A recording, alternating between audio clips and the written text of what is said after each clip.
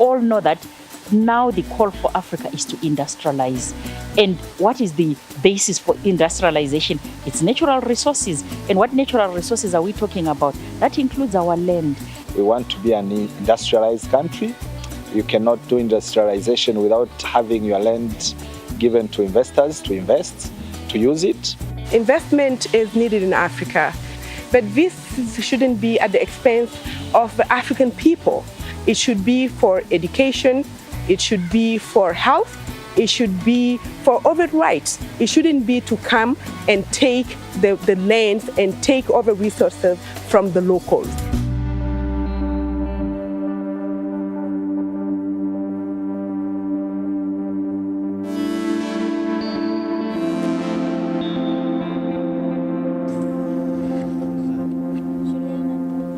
I was displaced by the company.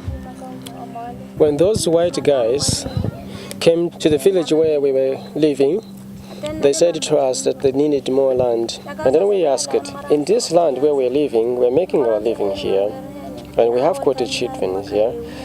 So how are we going to live if you take the land from us? They promised us to construct a house, to make a kitchen, to provide land so that we can produce or provide electricity and also compensation. But none of them we were given. They simply constructed these houses. They had big fields collecting mushroom, they were cultivating beans and other things whereby they were getting money where they were supporting their children for school. Then we were shifted here in 2014. Our field was uprooted by the mine. The company promised a lot of things that they will prioritize in providing water source to the community, in providing school, and also in rehabilitating the road to Lioma. But they didn't do that. They resettled us to a swamp area. That land in the swamp area is not fertile because it's a sand and we cannot produce anything there. Imagine someone having a family of 10 members and he's shifted from a village where he had maybe 3 houses, one for the children, the other one for his own and his wife. Then he's resettled to go and live in a 2-roomed house plus the whole family. That was very, very, very bad.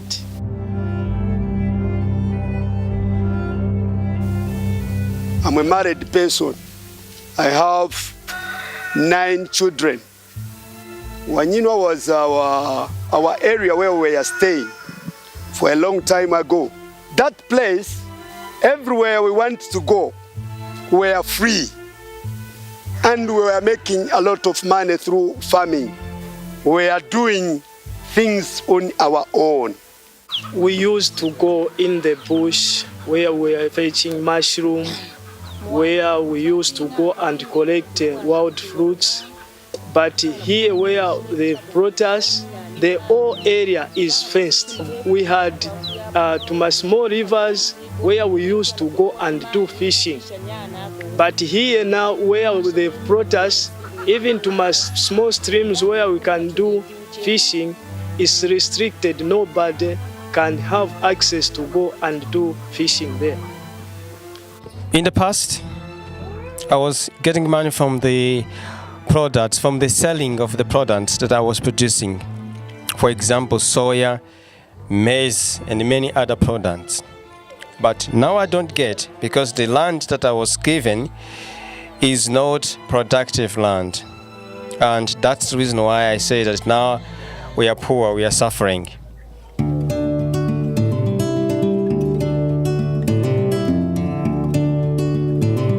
We've seen some of the tremendous development like the construction of schools, then the construction of the clinics, also the sinking of boreholes in the community. We are working very closely with companies that have come here, such as CFU and Amazon, in terms of training and capacity building. They have also given us a deep tank where all the farmers within these surrounding areas could be able to take their livestock for dipping every 2 weeks. Benefits accrued from what the investor is doing at the moment. There are some training being conducted by Amazon to help us get accustomed to modern farming methods. The markets have been put very close to us while we sell our produce to Amazon. The cooperation is ongoing, but we expect a little bit more than what we probably have at the moment. When you do your community consultation, the local community will tell you, oh, we want you to build a school, or we want you to make roads, or we want you to do this. And it gets written down in those minutes, and once it's written down there, you have to do it. There's no way you can get away from it. Most of the places like this, there is no infrastructure. If you go and have a look at what the local school looks like, it's a couple of tree poles and some corrugated iron sheets, and the kids sit on the ground. Eh? All the projects which I've worked on, all of us have had to do it.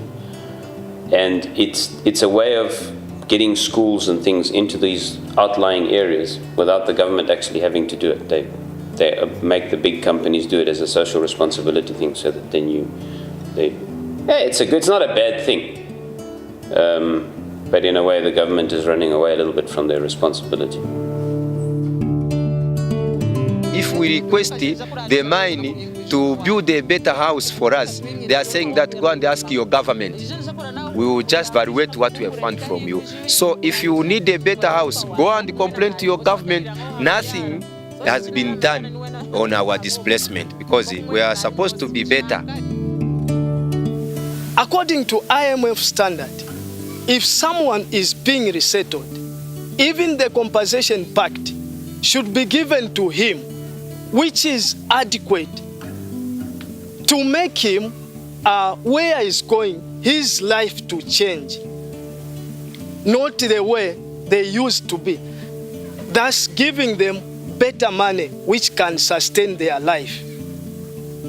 They should be given good land where they can do their farming activities. But that was not seen. And in 2011, we were chased out from the area where we were producing. They pushed us to this land. And in this land, we are not producing anything. This land is not fertile. Even for us, women without husbands, we were a little entrepreneurship in the past because we could produce and we could also send our children to school. But today we do not have that chance. We don't send our children to school because we don't produce enough. Until today, I have got a document which I was given by Hoyo Hoyo, which says that I have got a right to receive compensations, but until today, they haven't compensated me.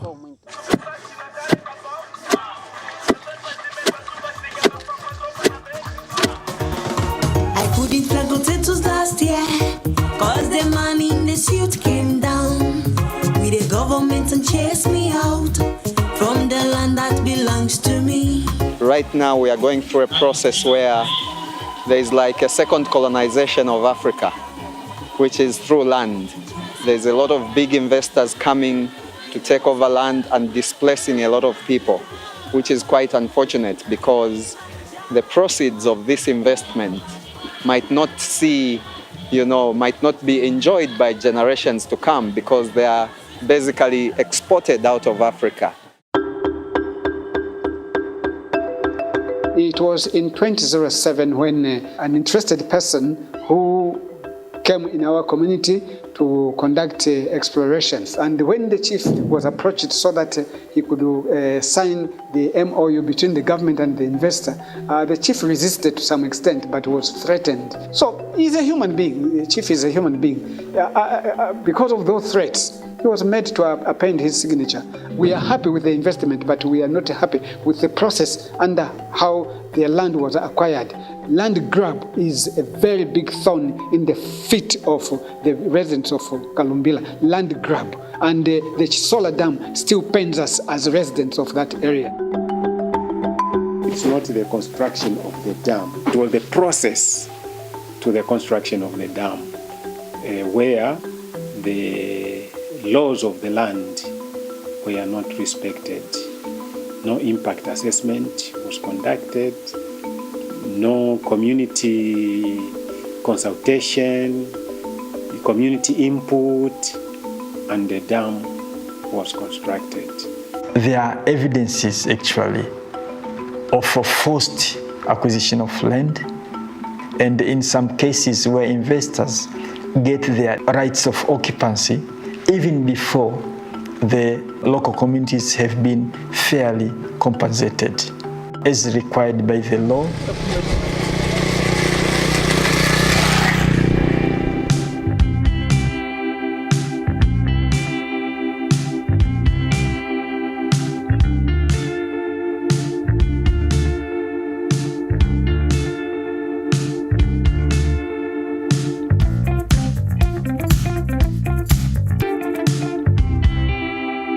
The state owns the land vested in the hands of the president on behalf of the people.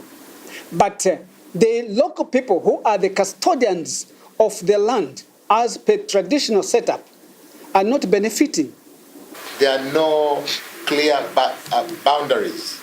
And so everybody that is in the communities who are on customary land feel insecure because of lack of clear boundaries. In Zambia, it's allowed to buy land.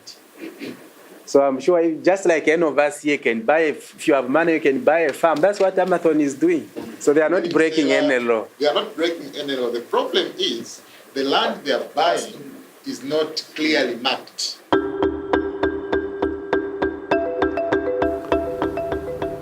There's a problem with this system in that when you come into the local community and you say to them, we want 10,000 hectares, they can't even imagine 500 hectares in their minds. So a lot of the time the guys say, yeah, we want the company and it's all nice. But in reality, they don't know the size of the area that they're agreeing to give to the company. The land that the mine acquired was just too huge. The land is not all being utilized. The mine is supposed to give back some portion of land to the chiefdom or back to the people. What the government has doing and the Ministry of Land has been doing, it has been taking stock of those investors who have not been using the land with the purpose that they have acquired it for. And we have recorded a lot of land that has been abandoned or not developed, and it has been taken back by the government. Some other land has been given out to the communities for them to use. That is a message that it doesn't matter whether you're an investor or not. When you come to Tanzania and you're given land to invest, use it for the purpose that it has been given to you for.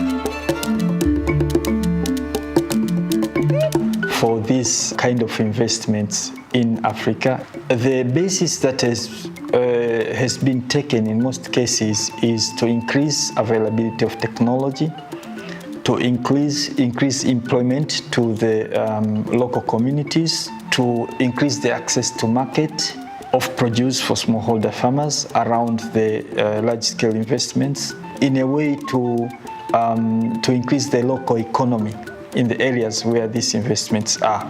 I have been here for quite a long time, and I have seen the Kilombero community growing because of our business model of operating with the outgrowers. The outgrowers are our greatest business partners. They supply about 42% of our total cane requirement. We pay our outgrowers to the tune of about 45 billion shillings. So the benefit which goes to the outgrowers is quite huge in terms of poverty reduction and the economic development. Kilimo cha miwa kina changamoto zake. Sugarcane farming has benefits and challenges. In the past, we used to grow rice, maize, and other small crops. But when the investor Ilovo came, we turned our food-growing land to grow cane. This has significant effects for families because women move to neighboring villages to grow food, leaving children unattended. So now, the mines also have brought in a system of investors, other independent people to come in and invest into their areas so that they can help people. Kalumbila mine, they are currently sourcing their starch from Australia. So as Premier Corn, we looked at how we were going to substitute the starch that comes from Australia, which is from corn, to that of cassava. Starch can only be produced locally from cassava. We are depending on the mines that the more we supply to the mines, the better we can be. Kalumbila mine has supported 800 farmers with improved cassava cuttings and training. Premier Corn has supported 1,000 farmers. And then the Ministry of Agriculture now is trying to come in to support a further 3,200 farmers. We feel that way a better and straightforward market whereby we can be making big monies. The coming of the investor in the rural areas, I can say it has got advantages and disadvantages. When they hear the investor is coming, their perception is they think they are going to be employed, they will find employment. And most of them would like say, everybody will be employed. I think one of the biggest challenges that we have is the educational system in Mozambique is very weak.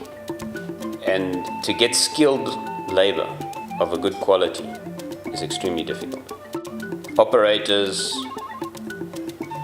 mechanics, electricians, these kind of people are very hard to find. But now, the employment which the investor does, most of the people are employed at the clearing level of the mine. And then also you talk of construction. That's where you find that most of the local people are employed. And if that finishes, that means everyone will lose job because most of our locals are not skilled and they don't have papers. There is something that needs to be done in order to make these investments beneficial to the local communities. Somewhere, somehow, things must be put right. The investment should also be about the transfer of technology, the transfer of skills. So all of that should benefit the people.